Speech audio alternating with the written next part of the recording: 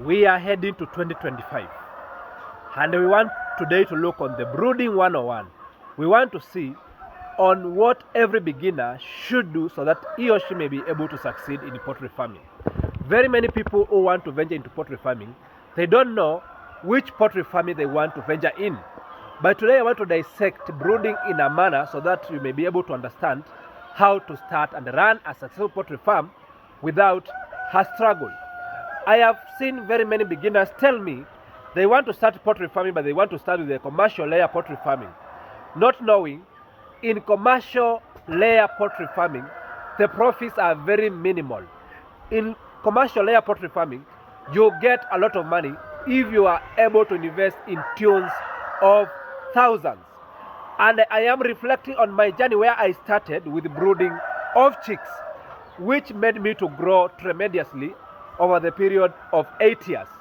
So farmers, let's stick here so that we may be able to learn this on this video, and we learn why brooding is the best place which you can start if you are a beginner or you have been gambling in your poultry farming, so that you may be able to scale and grow. Don't make any investment mistake. When I learn something from NEO-HEN farms, I am here to ensure that you succeed in poultry farming and be able to implement the right thing in your poultry farm. My name is Lenson Mumo. I am the founder of NEO-HEN Farms Enterprise Limited, and I provide you with SASO F1 chicks. And I do not only provide you with quality F1 chicks, I will ensure that you get the necessary knowledge so that you may be able to go step by step out to the market.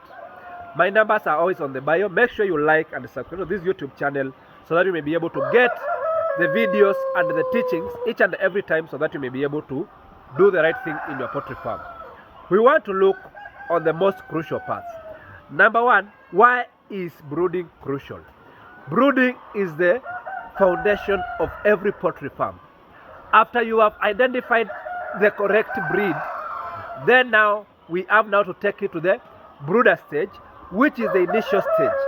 And you realize anything which has ever been established on earth without a solid foundation has never succeeded. That's why brooding, you need to understand how it is carried from one step to the other, so that you may be able to do the right thing. So brooding is very much crucial and is very much underrated by very many farmers. Very many farmers are just looking on like what you will see behind. They look at the mature chicken, but they don't understand the process which this chicken have undergone out of the time they reach to this level. I will be working with you in my brooders so that we may be able to see what normally happens. And in this topic, we want to start by looking on why is brooding important. Number two, we want to look on the preparations which you need to carry before you do your brooding exercise, because that is what is important. If you don't do some preparations, if you don't have a work plan on how you are going to carry your brooding, you may end up losing your hard-earned money because you have done the wrong thing. I have seen this with farmers, and I don't want you to be like those farmers who have done the same. I have been able to breed my mother stock, which you are able to see in this breeder farm, to the time they have given me the eggs. I have around 4,000. You can see all the way from this cubicle to the other cubicle over the other side. They are around 4 cubicles. I have been able to start my brooding journey and be able to brood thousands and thousands of birds. At the time I reached to 10,000 birds, and I was able now to start breeding in my own parent stock so that I may be able to provide you with quality chicks. I'm just heading now to the brooders so that we may be able to see practically these preparations which you need so that you may be able to succeed in your poultry farming journey. This is just a ladder I just made, but it's not a good one. I have fallen very many times, but it's a learning process. What you do, because it's a part of the poultry farming learning, I am planning to extend these iron sheets with a 2-meter iron sheet so that water may not be pouring here. What normally happens when it rains, water falls on this ladder, then sometimes it may flow now to my mother stock, which is giving me headache, which gives me headache. But it's a learning curve. So don't be a perfectionist. If you make mistakes like me, I have made some mistakes in this poultry farming journey, and I have been able now to implement them slowly by slowly. This is my manure, which I also provide to you so that you may be able to do organic farming. If you have this manure, you don't need to add any fertilizer in your farming. You just need this manure alone and you will be able to have great harvest. So let's look on the preparations. I have talked to you about wood shavings for the longest period. This is now what we call now the wood shavings in brooding. This is what we normally use, the big particles. This is what you normally use. Don't make a mistake of using sawdust. This is what I normally imply as the wood shavings. Make sure you have it and you have it in the right manner. I have plenty here so that when I remain with some birds, when I'm doing my deliveries, it is already here. I don't need to go and buy. I just take it, prepare a brooder very fast, then I brood the birds so that I may also, if you are not able to brood, I may be able to provide you with brooded birds. I also have ready charcoal here, which I also use, which I shall show you how to use it and how to regulate brooder temperature in brooding. So in preparation, I just want to give you an overview. Allow me to get into this brooder so that you may be able to get an overview of what normally happens in the real poultry farm. This cock is fighting me. I don't know. It's very aggressive. I cannot feed you and then you fight me. Next time I will eat you. I'll make sure I eat this one during this Christmas so that it may not fight me. Just see how it has done to me. It's just fighting me because I'm invading the territory, but I'm the one who is giving them the gas, so I cannot come again and take the gas from them. Allow me now to start from the most basic part in pre-brooding preparation. The first thing you need to do when you are brooding your birds is preparation of a brooder. And this is what we normally call a brooder. This is normally a normal plywood. The plywood is normally 4 feet by 8 feet. What I normally do, I take the plywood, then I normally cut it longitudinally, then I will get 2 pieces of this side of 2 feet. As you can see this, from this part to the ground is around 2 feet. Then the next thing I normally buy is a U-nail, this one, which assists me now in joining making a circular or an oval brooder. You don't need to have a circular brooder. You may have an oval like the one you are seeing in this brooder. You can also use binding wire to conjoin these plywoods. You can buy binding wire, then you will use it now in joining these plywoods. So the first step, make sure you have bought the wood shavings, which I have shown you. Then you already have the plywood, which you are going to use now to prepare either an oval brooder, as you can see this is a oval one, or a circular brooder. You may have a perfect circle, but in this case it's not necessary. What we do, we just avoid to have sharp corners in the brooding so that we may not do the wrong thing. The birds may not be able to go to the round, to the sharp corners. Then they will be able now to crowd there and they will kill each other during the brooding. So the main essence of having a circular brooder is to ensure that the birds don't go in the same corner, then they kill each other. So we are just ensuring if they run in this corner, they will find is a blunt corner, so they cannot kill each other at that corner. If they run on the other side, they cannot kill any of them. So that is the most basic part. You can see this is another brooder I have here. Let me open this one. I use a nail here. You don't need that to invest a lot of money in building a fancy house. These are just animals. The only thing you need to do is biosecurity to ensure you do it in the right manner. So this is the second brooder you can see here. You can see it's also oval. I see all my brooders are oval. You can see the other brooder here. It is also oval. So the essence is to make sure it is well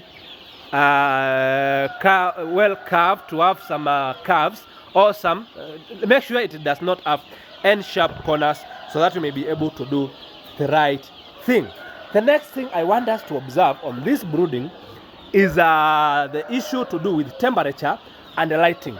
If you are able to see on this brooder, let me get inside. If you are able to see, this is my lighting system. I normally use the solar. My breeder farm is in India. This is now the lighting system. And the next, the issue to have a lighting system during these early stages is to ensure the brooder is well lit, the chicks are able to see the food, they are able to see water, and they are able to consume it in the right manner. So, the first thing, make sure you have light, day and night. Now it's during the day, I'm using the natural light, the sun, so that the birds may be able to access the food and see the food. So, ensure that you have some good light. The next thing is the heat source. You can use this is what we normally call the brooder pot, or this is also a brooder pot. You can use now the brooder jiko, and today I want to show you practically so that you may not be able to guess. I think this one is on. You can see there is some fire inside, so I'm not able to touch it. It's very hot. So this one from 4 a.m. it has been light, and the bars you can see the brooder temperature is okay. So you can use this brooder jiko now in your poultry farm. It normally has an umbrella which we normally cover it during the night so that the heat temperature might be able to be covered and is equally distributed now to the chicks so that they may not be able now to crowd together and kill each other. Then you will run at a loss as a farmer. So make sure you have enough heat source. You can see how I have equally distributed. At distance, you can see the interval is around 3 meters. From one heat source to another one, 3 meters. From that one to the other one, 3 meters.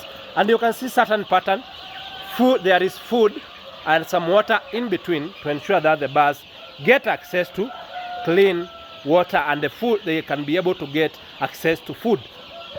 So this is now the most crucial part, which very many farmers make a mistake.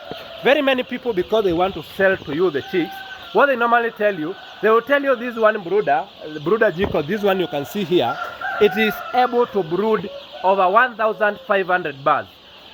And the thing I don't like about these people who make these cells, they lie to you so that you may be able to buy just that one brooder jiko, then you'll be able to run at a loss. You can see by yourself, this is just around 2,000 birds. How many brooder posts you can see in this brooder, and how many jikos you can see. You can see there are 3, 1, 2, 3. So don't be lied by somebody who tells you you just need one brooder jiko which will brood 1,500. What will normally happen? It will mean the brooder temperature will not be okay. Then the birds will be coming together and huddling together. Then they will start killing each other. Then you'll be able to lose all your birds. Then you run at a loss. I have seen it in very many farmers where the brooder temperature is very low, and then it leads now to the death of birds.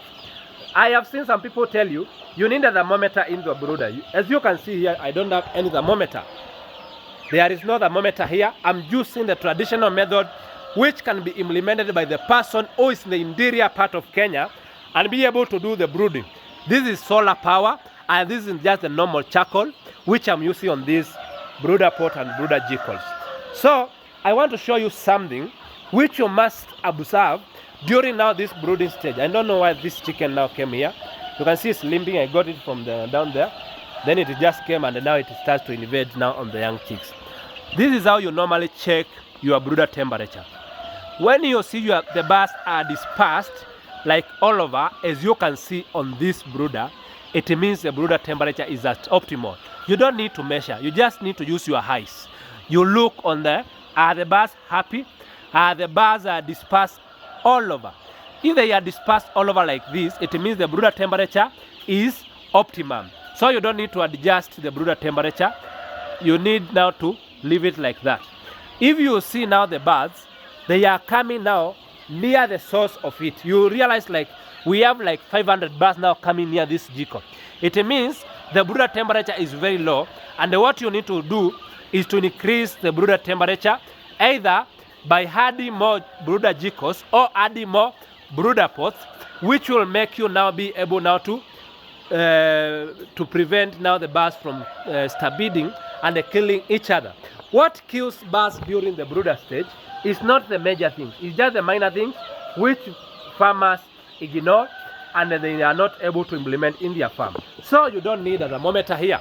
Just use your eyes and be able to observe, then you'll be able to adjust. There are very many things people don't know. I want to show you by demonstration. Let me say, oh, there is fire here. I cannot touch. It is already hot. But don't leave it open like this. It's risky.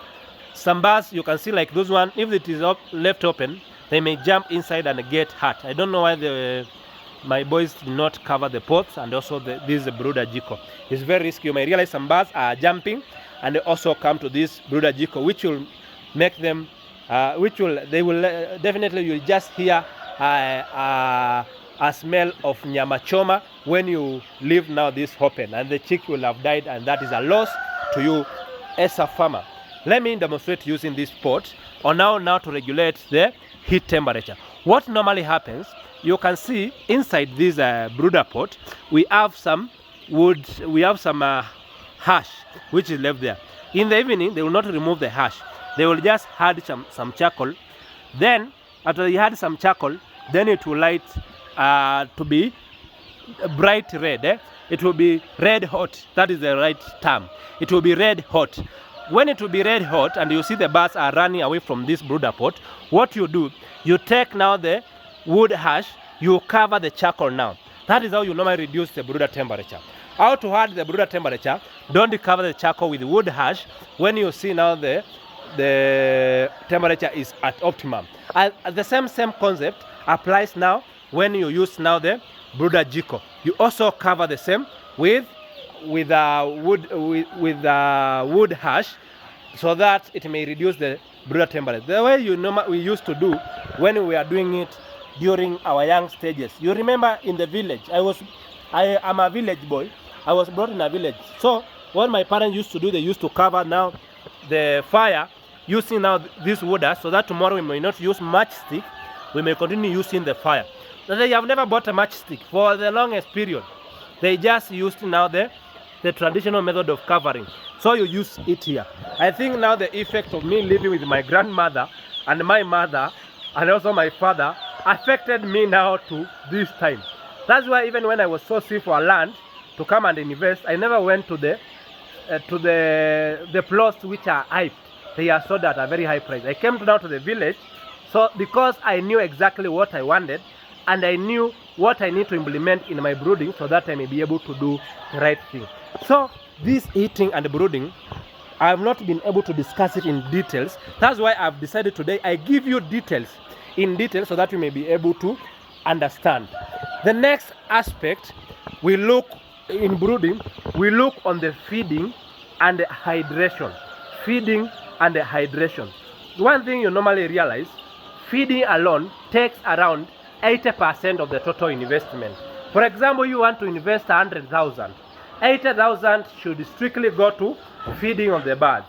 Then 20,000 will go now to purchasing of the birds. If you want to keep them up to maturity. That is what normally happens. And there is no doubt we cannot go against it. That's what normally happens. So you make sure you buy quality feeds which your birds can consume. And I've forgotten something. I'm just returning there so that I may be able to show you. I use chick mash. What you normally do during this stage, make sure you feed your birds very well. Make sure the feeders are full, always. You can see I'm using now during brooding, I use these plastic trays. This is a plastic tray which you can get now in the supermarket or anywhere to brood your birds. You have your chick mash here, or you can use chick starter crumbs from good companies. You can also use this kind of tray to feed your birds. But as they grow, you realize now I have started introducing now the feeders. Now they will consume from the feeders. The one thing you need to ensure that there is clean water 24 hours. You can see there is a lot of water. Hydration is very much important. The more they consume the food and they take more water, the faster they grow. So give them plenty of food, especially in the first 2 to 3 weeks. Give them a lot of food so that they may be able to grow faster and give you money. You cannot believe these chicks are at day 11 and you can see how big they have grown. This is what we normally supply to you farmers, so that you may be able to do the right thing and be able to succeed. So have enough food in the brooder and make sure you have enough water mixed with multivitamins so that you may be able to do the same.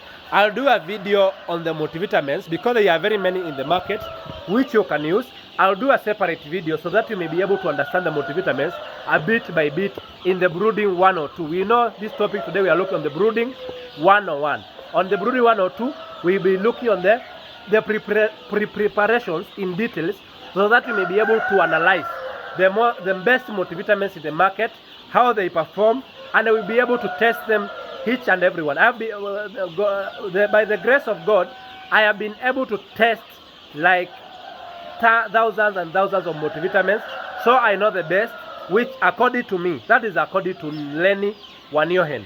That is according to me. I have tested many and I have been able now to implement them in this breeder farm. So I will be able to do a video on the same. So ensure that there is enough food, quality feed, not just food. There is enough quality feed and there is enough clean water. Another thing you need to be able to implement in your brooding so that you may be able to succeed is the issue to do with disease prevention and disease control. And this comes now with the kind of house you have, the level of biosecurity you implement in your poultry farm, and the knowledge you have about disease prevention. But one thing I want to tell you, you can prevent diseases organically or naturally in your poultry farm without using any antibiotic, or if you use any antibiotic, you use it in a small proportion. So you can be able to implement the same in your poultry farm. I want to start with housing. You can look on this kind of house I have here.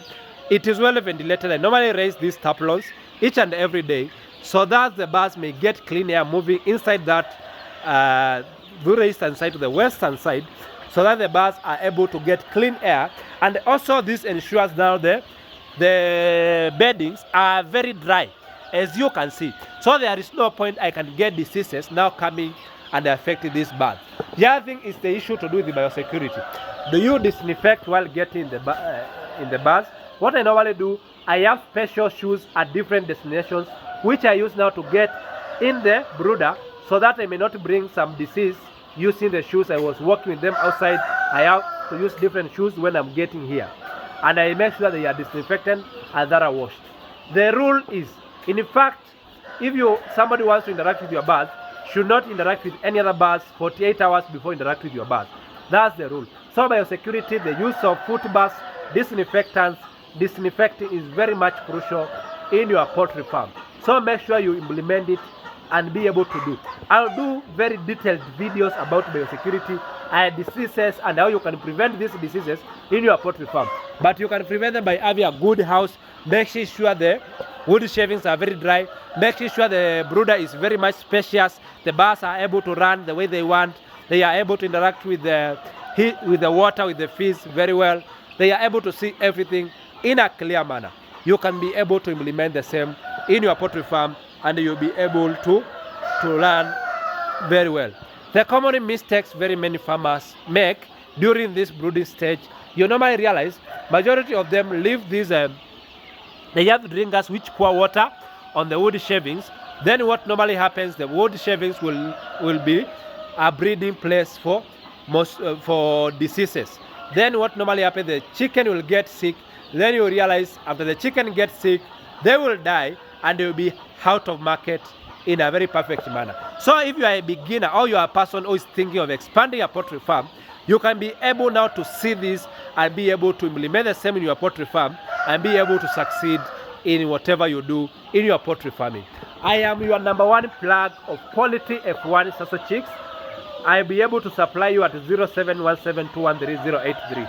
I supply at wholesale prices, a day old at 95. The big chicks like this one, I will sell you this one at only 170 shillings. They have already been brooded. They have already been taken care of by an expert. So you get the right thing. And I will not leave you. I will make sure I walk with you the poultry farming journey by making sure I guide you and ensure you get the knowledge or not take care of them all the time you are going to get to the market. So give me an order and I shall deliver to where you are. I want to appreciate you so much, my farmers, for always keeping in touch and always moving with me so that you may be able to succeed and do the right thing in poultry farming. I want to appreciate you guys. See you in the next video. Continue liking and subscribing. Thank you so much.